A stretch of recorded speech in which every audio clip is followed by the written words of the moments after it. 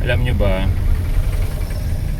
ang daming masayang masaya kung hindi ko na nagamit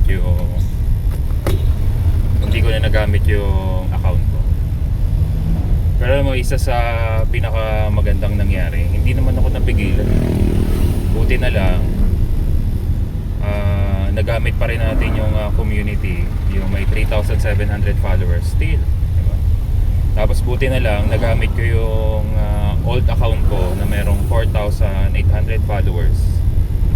Tuloy pa rin naman tayo. Hindi nga lang ganun kasipag, sapagkat nung nawala ito, ito naman yung naging resulta. Hinataw muna natin yung negosyo, diba?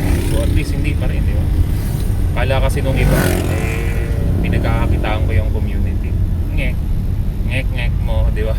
Hindi Saka kung magkaroon man ako ng coaching fee, deserve naman natin yun. Sapagkat hindi naman biro yung ginawa natin. Ako muna ang nag-suffer dyan bago ko na-discover. Wala naman tayong pinalo na doktor dito sa Pilipinas eh.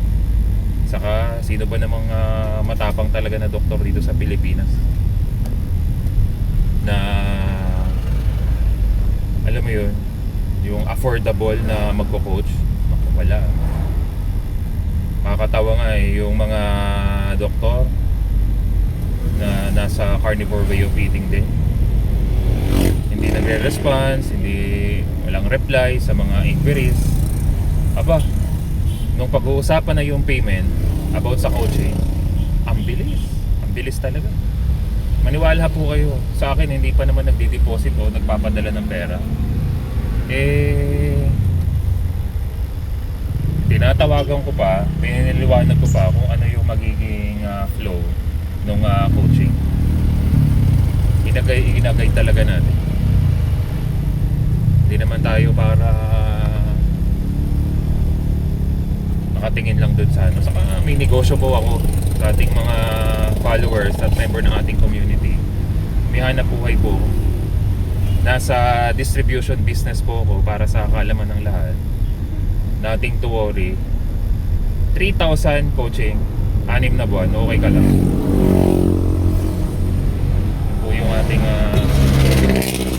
sinisingil. So, yun po, para sa kaalaman lang ng lahat.